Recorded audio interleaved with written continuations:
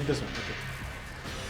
Hello and welcome to ET Now Startup Central, India's first and only daily show dedicated to startups and entrepreneurship. I'm Chandra Srikanth, joining you live from India's startup capital, Bangalore, and we have a power-packed show lined up for you over the next 20 minutes. Oh, yes, we do. I'm Krishna Kumar, coming to you live from ET Now's Mumbai studios. But first up, a check on all that's making headlines here at ET Now Startup Central. It's India's first e-commerce IPO at a time when sentiment is taking a hit. Infibeam founder and CEO Vishal Mehta joins us live in our studios today to give insights into India's e-commerce space and why his company is different. A voice from Silicon Valley, Intel Capital's investment director, tells us about its bets in the Indian startup space. In our special segment, Next Big Star, we have Shashank ND of Practo, that's fast becoming the platform of choice to find doctors. And Uber backs down in its latest standoff with the transport department over bike taxis. More details on the show. And in our special segment, Best Advice Ever, ace investor Vani Kola from Kalari tells us about the best advice she ever received in her career that you can benefit from.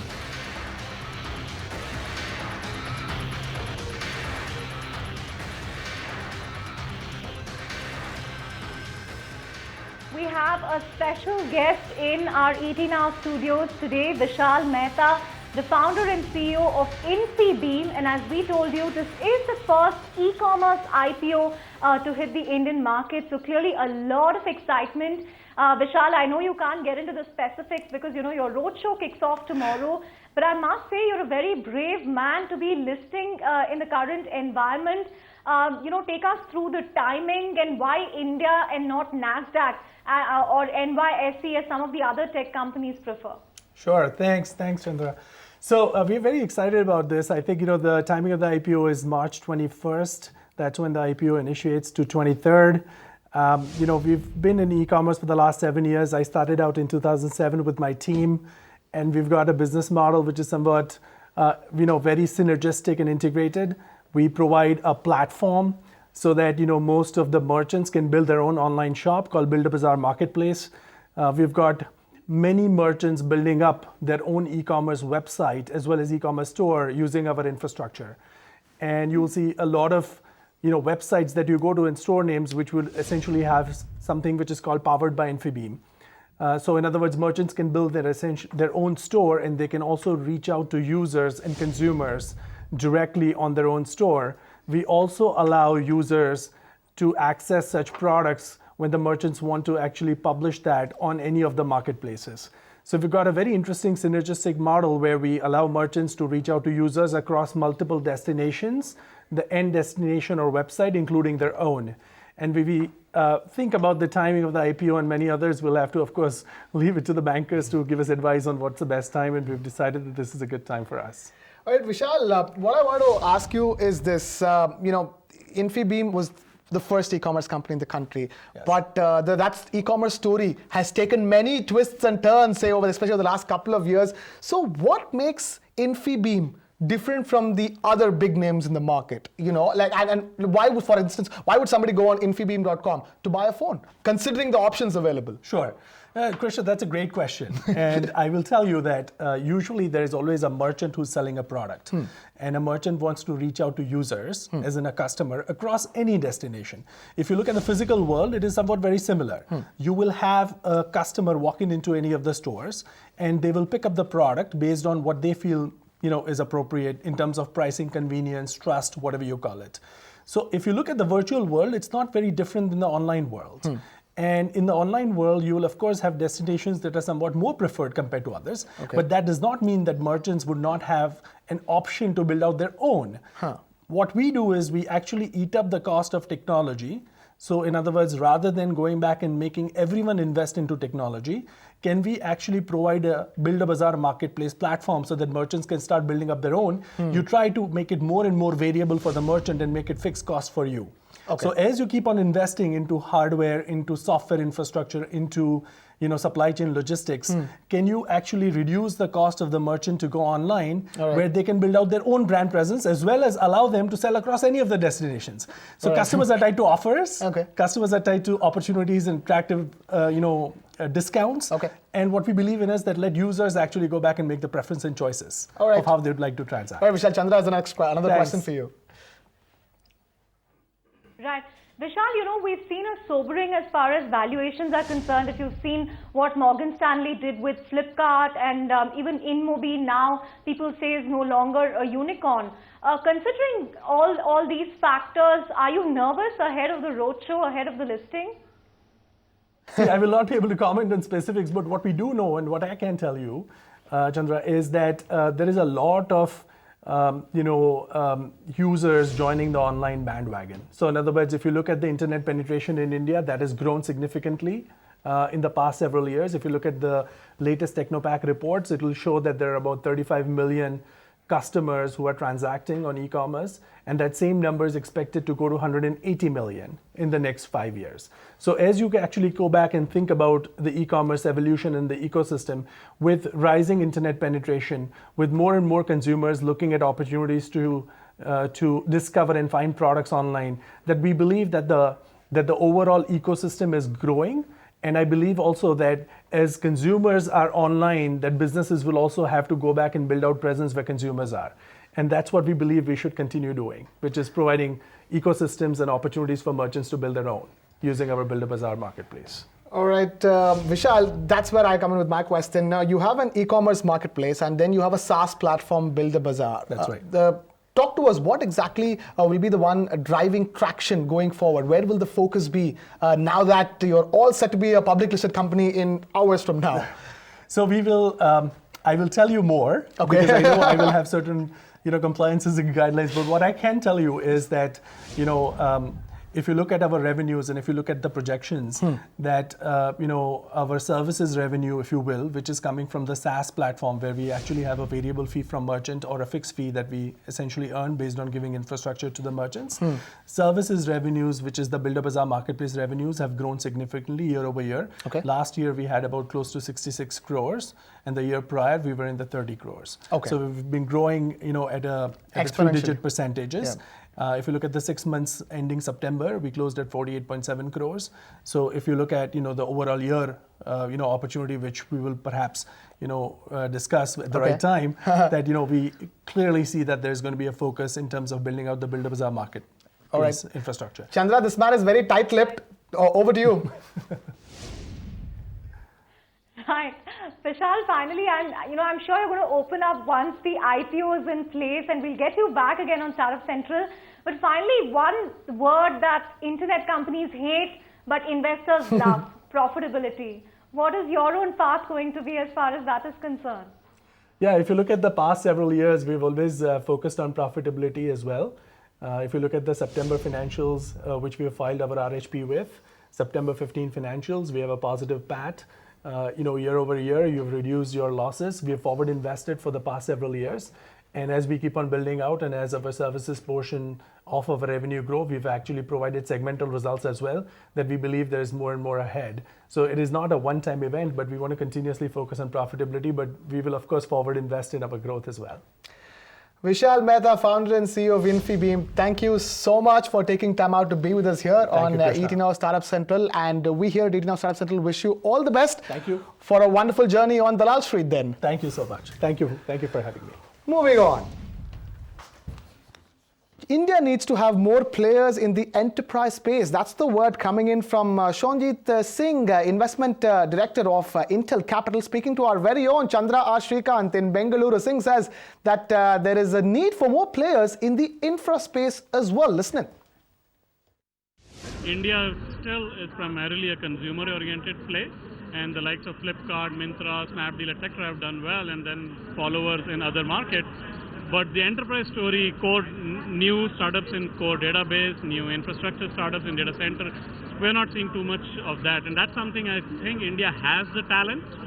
It's just not pulling itself up and saying, hey, I can do this too. Why is that not happening? I think probably it takes a little longer to develop an enterprise software startup, number one. And number two, it also needs a different kind of mindset. And India has done well in the past decade in serving the West with IT services. Now is the time for India to stand up and say, hey, I'm going to define the problem in the enterprise space. I'm going to define the product specs, and I'm going to execute on it myself without being told by the West. Give us a Valley view on valuations. Everybody is talking about a correction, a consolidation.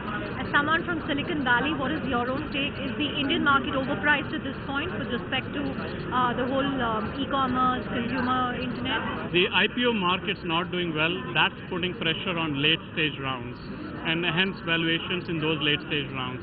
What has happened in the last few years is IPO investors said, hey, there's actually more money to be made if I go into pre-IPO rounds, and hence they jacked up the valuations of pre-IPO rounds. Those companies could not sustain their valuations when they entered the public market. That is putting pressure in the late stage private markets today, and that's not just US, it's in India as well. For startups watching this channel, if they need money from Intel Capital, what expectations should they have? We are actually quite agnostic, stage agnostic. I would say our sweet spot is Series A to B, but in terms of stage, we are stage agnostic. We have invested in late stage rounds, Series C and D, as well as in seed rounds. Sector-wise, we are looking for compelling stories. Consumer or enterprise is not the filter for the Indian market. What is more important is what is the team, what is the team's background and hence the domain expertise, why is this the right team to disrupt this particular market, and can they really attract more talent around them and grow into a big business versus remaining a 10-person company for 5 years. From a Valley voice to a budding star in India, this budding star we are focusing on today on the show is Practo, a healthcare startup that's really become synonymous with a platform that has to do anything with booking doctors online. We have the founder and CEO of Practo, Shashank ND. Shashank, thank you so much for talking to ET Now.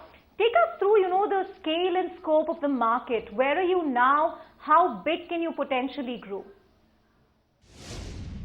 This is one of the fastest growing segments in India. Today, healthcare is about a $100 billion market. We expect it to grow to $300 billion by 2020. So $300 billion market is a huge opportunity, and technology has literally been a laggard in this sector for a very long time.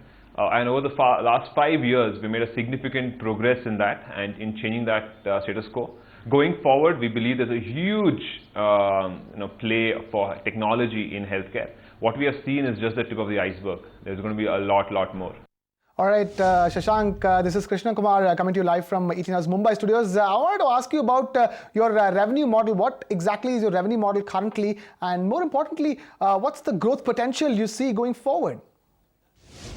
So the way we work is we build products for consumers and we build products for enterprise.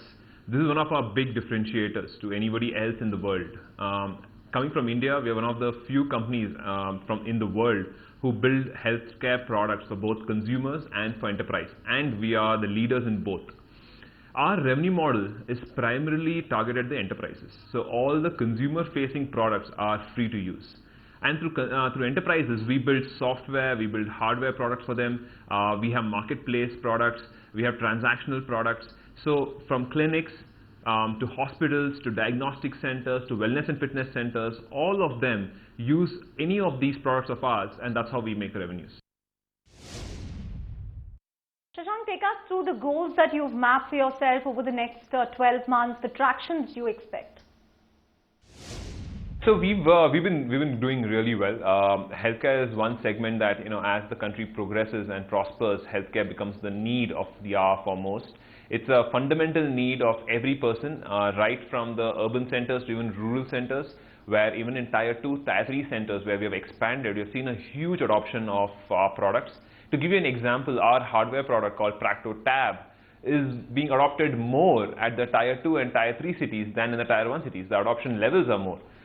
So that's very interesting for us to see that there's a huge need and there's a lot of consumption of our products, wide-scale adoption of these products, and it's been significantly growing each quarter on quarter. Because just coming back to the numbers on what we plan to be doing, we are roughly doing about 10 million searches on our platform today, each month, where consumers are searching and deciding their provider. Going live very soon are a lot more profiles of of hospitals, of wellness centers. We're covering a lot more diagnostic centers on our platform in the coming 12 months. And once the platform grows in size, we expect that this particular transactions or these particular searches will only increase in a couple of quarters. All right, Shashank, talk to us about the new products that you have in your pipeline that you plan to introduce. You recently launched a Practo order for medicine delivery. Fitness, insurance are the other big areas with huge potential, aren't they? I think we're building, as I mentioned, Practo builds a lot of products for consumers and enterprises. Yeah. I think our lineup for enterprises is very exciting. We've, from marketplaces to transactional products to hardware to software, we're covering almost very critical areas of these enterprises. We are covering, so far our focus has primarily been on primary care. Going forward, there's a huge focus of Practo on tertiary care. So we're working with hospitals, we're working with all the large chains of hospitals to ensure when consumers come to hospitals, their entire care, the entire experience and the outcomes are significantly improved with the use of technology. And we're partnering with all the hospitals to make that change happen. So that's a huge focus area for us, and in the coming year, we are working with thousands and thousands of hospitals to make that happen and affecting the lives of millions of patients who are taking tertiary care. Along with that, we definitely believe that a lot of focus has to be given on prevention. So prevention for us ensures that every person is healthy, and they interact with Practo not just when they fall sick, but also when they're healthy. So that's where our second effort is, where our app is well poised to become to be the single health app that a consumer needs for basically taking care of his health. So those are the two main areas where Practo is focused: tertiary care and prevention.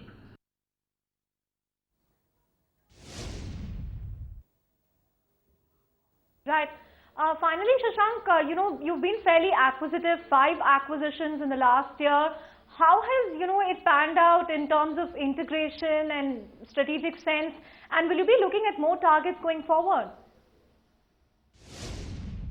Absolutely. I think last year was very good for us. We were able to get very critical pieces of what we wanted to build through acquisitions. The acquisitions integrations are underway, and a significant part of it has been completed. So the consumers will very shortly, in a few weeks, if not a couple of months, will see the complete benefit of all these platforms coming together, which we have done last year, acquisitions that we did last year. What we believe is that the products that we needed for serving the enterprise side, we've got the critical ones, and these have really helped us to provide the right products for tertiary care. So both the acquisitions of Insta and Quickwell in particular have given us a lot of firepower when it comes to solving the problems of hospitals, solving the problems of tertiary care providers. Going forward, whenever there are good companies out there, whenever there are good technologies, good innovation, products with traction, we are always open to ensure that we are able to provide the best solutions for both consumers and enterprises. So anything that's there in the offering, we are happy to look into. Thanks so much for joining us, Shashank. With that, it's back to you, Krishna. What do we have next?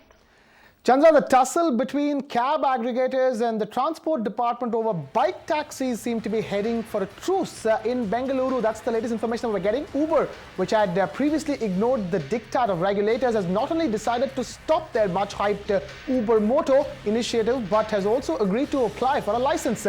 In a meeting with the transport department officials today, the global giant has assured them that the two-wheeler service will be launched only after having the requisite permissions in place. This after the transport department seized 60-odd bikes belonging to Uber partners. And on that note, let's also take a look at all that's buzzing in the world of startups. Flipkart, India's largest e-tailer, has sued the Uttarakhand government for imposing a 10% entry tax on goods purchased online. The case, expected to come up for hearing next week, will be crucial for the entire e-commerce industry as they continue to battle taxation issues in states like Karnataka, Bihar and Maharashtra. And according to reports, ShopClues is all set to make a strategic acquisition in the payment space by snapping up Momo. This will give the e-tailer a significant leg up at a time when Flipkart had recently launched its wallet, while Amazon is planning to launch its own as well. Remember, other leading marketplaces like Paytm and Snapdeal already operate their own wallets. Thanks for that, Krishna. With that, we come to the final segment, which is our special Monday segment, Best Advice Ever.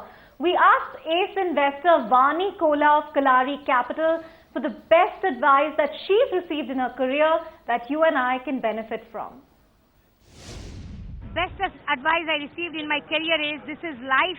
Life needs to be balanced in your priorities. Success from a business and taking care of your family has to go hand in hand.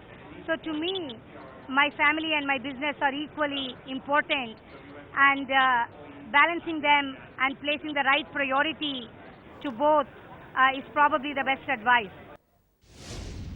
Balance between work and family, I guess, valuable advice that all of us can do with. But that brings us to the end of this edition of Startup Central. Over to you, Krishna. That's right, Chandra. Balance when it comes to balancing work and personal life. You are my inspiration. I have no idea how you manage to do it, and I'm trying to get that balance and achieve it on a daily basis. But with that, it's a wrap here on ET Now Startup Central. But don't go anywhere. Keep watching ET Now, because coming up next is Market Watch.